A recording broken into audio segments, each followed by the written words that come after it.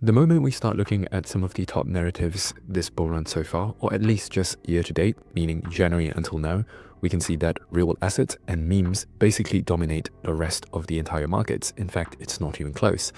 You could even say that just real world assets alone and memes have accounted for more than the rest of the top 10 of the narratives combined. And in this video, I'm going to be sharing with you my top real world asset play. This has been on top of my list since the start of the bull run.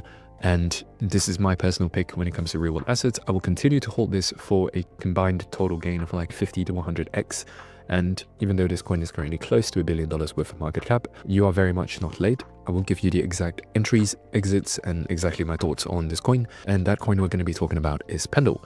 Now you can see that amongst the real world asset tokens, this is still only number 5 in terms of real world assets. It's sitting at close to $1 billion worth of market cap, and it started off much smaller, all-time low in terms of market cap. This really started from humble origins at about 5 million. And so far, the people that have got in on the all-time low basically would be up about 16,000%. That was 2 years ago. I know that it feels like we're late at this point, but I promise you, Pendle still has a lot of room to go. If there is one mindset shift that I urge you to have when it comes to a bull run, or at least in crypto in general, is to try not to associate any sort of fair value to whatever tokens that you're looking at. For example, in societal living, we would say like, okay, this bottle of sparkling water here is worth about $1, $2, and that's fair value. If you're asked to pay $10 for this bottle, it's probably not going to feel too great. You're probably not going to buy it as well. However, this similar mode of thinking does not work in crypto because, first of all, the majority of crypto, I'm talking 99.9% of crypto, has zero use case where its value is only derived from how many people believe in it and how many people are willing to buy it. And in this case, it becomes really stupid to try to associate logical value to something that is fundamentally irrational. So when it comes to crypto, this is a big hack for you. As long as something is in an uptrend, you continue buying high and selling higher. As long as something's still in a downtrend, you don't look to buy just because it's cheap, right? If it's in a downtrend, you keep selling until that downtrend is over. That's how you succeed in crypto. And so far, Pendle still has way more room to go. I see this honestly sitting at $10 billion worth of market cap sometime in the near future, probably in about 3 to 6 months. Now, of course, humans are terrible at timing, future events, especially ones that are going to happen 6 to 12 months down the line. I cannot tell you exactly when it's going to happen, but fundamentally speaking, Pendle is one of the highest, like everything about Pendle just fundamentally checks out. And so, yeah, if real world assets continue to perform the way they have been doing, which is very likely purely because BlackRock and most of the other institutional investors, BlackRock in particular though, is heavily invested into real world assets as a sector. They have a real vested interest in making real world assets the next big thing. There's a reason why Ondo and TokenFi and all of these other real world asset tokens have been taking off so much. They have the backing of BlackRock, who are, if I do need to remind you, quite literally the richest portfolio managers in the world. They own half of everything that you can possibly think of: real estate, sports teams, media outlets, whatever you think of, they're behind it. They also hold a lot of money inside even countries' GDPs and strategic reserves. So without any further ado, that's the thesis on Pendle and why it's going to continue moving higher. Like, it's going to take over quant very soon. It's definitely going to take over, like previously Ondo used to be a lot higher than Pendle. Right now they're much closer to each other. Like, Pendle has a real chance to become a top 1, top 2 real asset by the time all is said and done. And so it's time to get into the chart now, and this is the Pendle chart. So just to look at the weekly chart to see if there is anything interesting, and also we always want to start our analysis on the high and high frame because the most effective way to do things is to always get a big picture perspective first before you dive into the lower time frame so that you can find a refined entry. And one thing that immediately sticks out to me on the weekly chart is the fact that at least in recent times, the order flow has been very, very clearly bullish. Now, what do I mean by order flow? Essentially, this is a way of reading what the smart money is doing with their positions. And ultimately, we know that the institutional money are the only ones that are able to move the markets this much because only they have the tens of billions / hundreds of billions of dollars needed to move the markets in this fashion. And of course, Pendle is only a $1 billion market cap coin, but still, it's fair to assume that even if hundreds of us or thousands of us retail traders with like $1,000 for our name, even if we were to band together to try to push the price of Pendle, it's probably not going to move the market by much. And so this looks a lot more like retail, and this looks a lot more like institutional money. I'm sure it's pretty obvious where the money is going to be made and which direction, or rather which entity you want to follow when it comes to trading. And So order flow presents us with a unique opportunity to see the footprint of what the institutional money is doing. Essentially, what I've just drawn out here are PD arrays. These are bullish PD arrays, and especially for the people who have gotten exposure to smart money concepts before, you will know that this kind of looks like an order block. This looks like, also an order block. Some of you might say this is a demand zone, and you're not wrong, but the key here is that these are PD arrays. Essentially, these are bullish areas where if the price remains bullish, you want to see these areas hold and not get violated. And so you can see that every single one of these bullish PD arrays so far for the last, this is 3 to 4 months, has been, and even right now we are in a bullish PD array. You just dip right into it and now you're about to take off. So this is really promising when it comes to understanding the overall high time frame order flow. And so now that we have a big picture, understanding that, hey, the trend is actually up, other than the fact that you are forming higher highs and high lows, the order flow also checks out. So now we move on to the daily chart to see if there's a potential entry that we can get in on. We already know beforehand that this is a weekly PD array. Essentially, we are not looking for this area to get violated. So it's unlikely that as long as we want to remain bullish, we don't want to see it fall underneath this area. And this, by the way, is also a 200 EMA, and so if you were to fall below this block, you will fall below the 200 EMA on the daily chart when you have recently just broke above it and came to find support.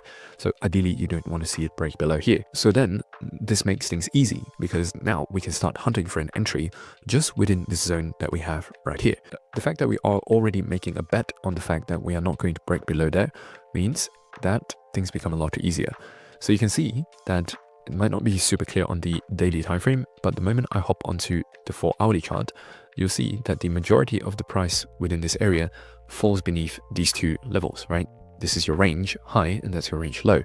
Now, of course, every time you try to break above the range high, you return and deviate back to the range low. Every time you deviate out of the range low, boom, you gyrate, you oscillate back to the range high. And this is also supported by the fact that you can see this clearly on the volume profile. In fact, the volume profile might even say something different, where this would be your value area high and this would be your value area low right there. Now this tells us a lot. Now what does this tell us exactly? Essentially, in between these two levels is where a lot of trading has been done, right? Either buying or selling. But the key here is that there is a lot of volume between these two areas. Now there are only two things that you need to know when it comes to value areas. Firstly, presence of a value area signifies that the market participants agree that this is an area of fair value, hence why there is a lot of buying and selling in this area, right? Or at least historical proof that there was a lot of buying / selling. And secondly, the proper technical way to use value areas is that, first of all, you're always going to try to break out of the value area. If you manage to break out the value area, you want to see a retest of the value area and price continue to pump. But then you also get situations where you get failed breakouts. For example, here, if you fail a breakout, you will try to find, a resistance level at the value area high before price oscillates back to the value area low. And this is exactly what you saw here, right? Price fails to break out, boom, returns back to the value area low. And at the very, very minimum, you will return to the mid-range of the value area high, value area low. And so this is exactly what you see here. For example, here, you tap the value area low, boom, you quote unquote find support at it, and you instantly retrace back to the midpoint of the value area. And so this is going to become another point of confluence to what I am about to show you. First of all, going back to the daily chart, we can see that within just this range here, you have already taken out the range low. Now this is going to add a whole layer of confluence to what I'm about to tell you. Essentially, you can see that price right now is trading very much like in a range where, that's your range high, that's your range low. Recently, you swept the range low. Currently, you're at the range high, and currently, you're looking like you're about to break out of the range high. Now, whether or not this happens or not is going to be made very evident within the next couple of days. And if you do break out, then boom, you already have the scenario that I just talked to you about. Break out, retest the value area high, boom, and you're going to take off from there. Now, the second scenario is that you failed the breakout, right? And remember what I told you.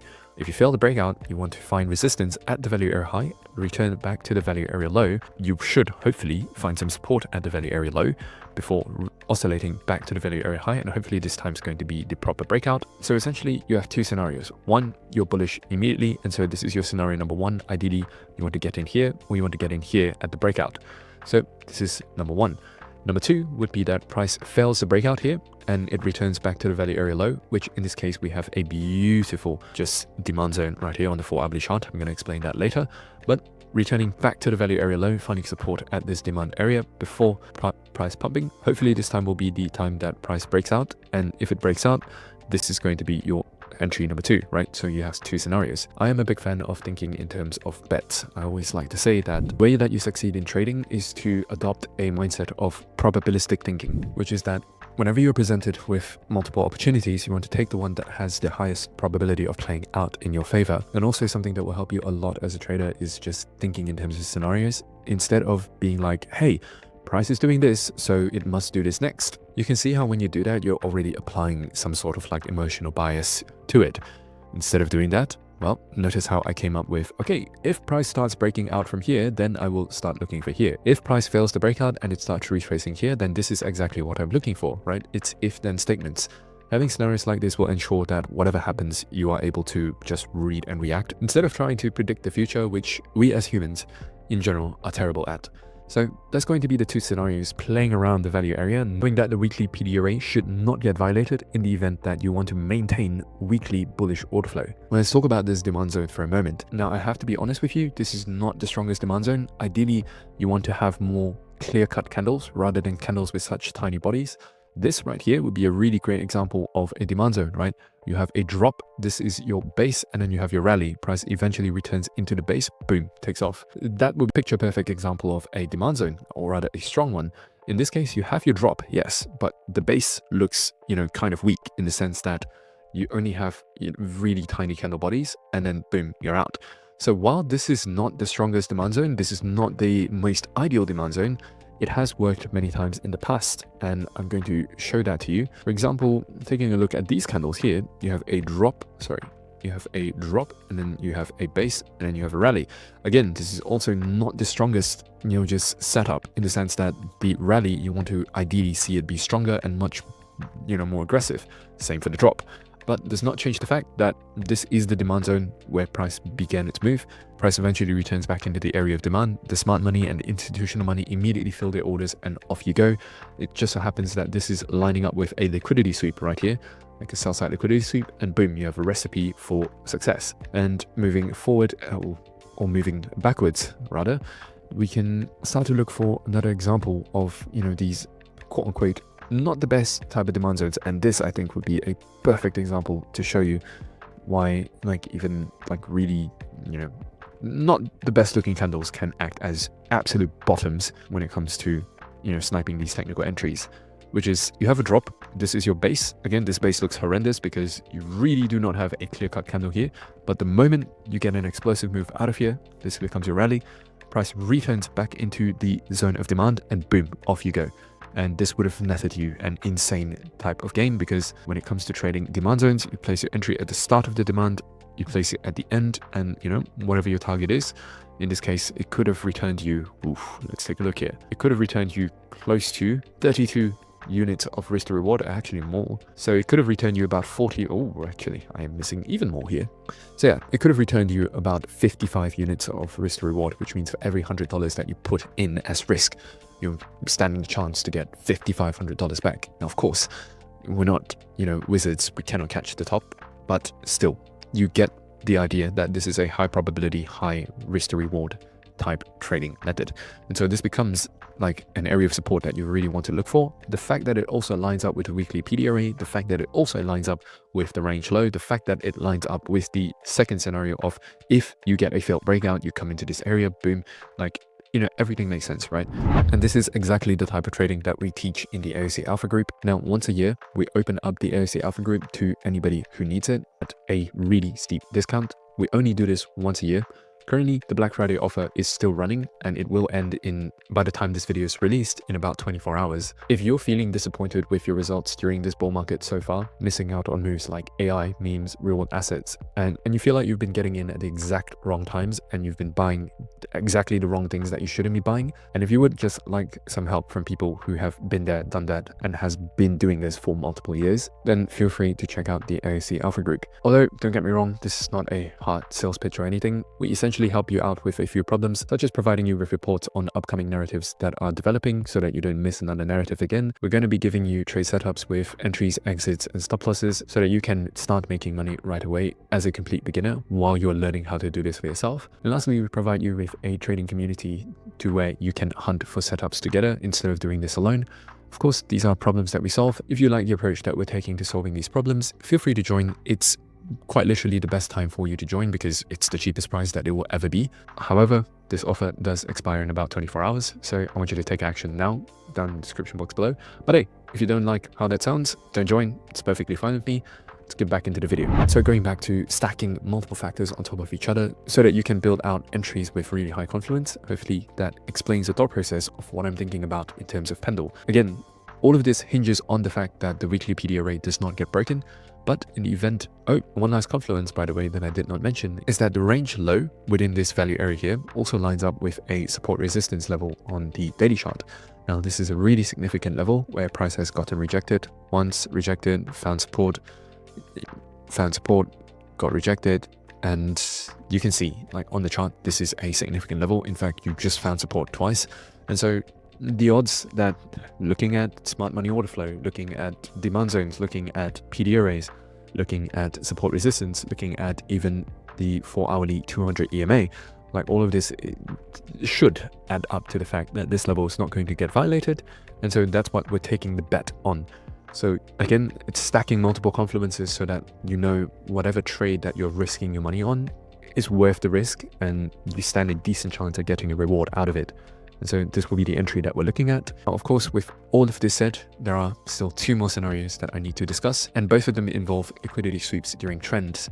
Now, I want you to take a look at past price action. There are moments in price where it feels like you have broken market structure, where you've taken out this swing low here and you've taken out this swing low here, but eventually it just turned out into a liquidity sweep within an uptrend. Now, this is a concept that is also rooted in smart money. For example, here, you've taken out this low and then you immediately pump to form a new high. And this falls back down to a concept known as a counterparty liquidity sweep. And counterparty liquidity sweeps during a trend are what usually leads to the biggest moves ever. And you can see it, for example, here, you sweep it and boom, right? Really explosive move. Right after you sweep counterparty liquidity, boom, right? You go the opposite side. Now, this stems from the fact that there are a lot of stop loss orders placed underneath, especially relatively equal lows, such as this. Anybody who has went long at any point here and placed their stop loss here is pretty much still in the green. And one thing that you need to understand about the smart money and the market makers is that it is in their best interest to stop out as many people as possible. Why? Because whenever you win or lose in the financial market, you're not really making money out of thin air. You're really taking money from someone else who just lost. And so you can imagine when you do win, where that money is coming from. It's coming from the market makers, it's coming from the exchanges, it's coming from the smart money, which is also why they have a vested interest in ensuring as many people lose as possible. In this case, it wouldn't be surprising if you were to see some kind of liquidity sweep underneath this level. Now, again, I've drawn out that demand zone, like we're betting on the fact that that should hold. But in the event that it doesn't, you don't want to just set your stop loss right underneath this level because there's a very good chance that the fact that we've been in a tight range here, you're going to have a false breakout below the value area low, and then you're going to just oscillate and just form a new high right there. So like all three scenarios basically that I'm pointing out involves just some kind of retracement and some kind of like essentially this should hold, right? That's the bet that we're taking. And if this ends up wrong, then it is what it is. As traders, this is the risk that we take on, not being right. But still, in this case, if you're thinking about setting your stop loss, I would just monitor price to see what it's doing if it does come to this level. Of course, if it looks like it's coming straight down and you start getting rejected at the previous low here and you start forming a new low here, then this is where I would get out. That is a manual way to do it. But if you want a more just hands-off approach to doing it, I would probably just set my stop loss somewhere around here to where I can sit through a liquidity sweep where price is going to go just a tiny bit below the relatively equal lows before price pumps. If I had to do this myself, I'm going to take the manual approach just because of how uncertain, or rather how quickly these moves can happen. And like the last thing you want to do is have a superb entry and just get shaken out during this phase where the market makers are trying to shake people out and stop people out before they move the markets in the real direction, which, as we've already established on the weekly chart, the order flow is bullish, direction is up Just one last little thought process to keep in mind. But anyways guys, if you're ready to start leveling up your trading during this bull market, feel free to join the alpha group in the first link in the description box below, only if you feel like it's going to help you. Again, it is the best price for the entire year, and it will be the best price until next year. But otherwise, if you enjoy analyses like this based on a smart money perspective, make sure you subscribe and drop a like on this video. It truly does help me out a lot, and it motivates me to keep pumping out more videos for you. If you would like to see another coin being analyzed from this perspective, drop a comment down below. I will be sure to read it, because then I will know who are the OGs who watch until the end of the video. But otherwise, cheers, have a good day, bye bye.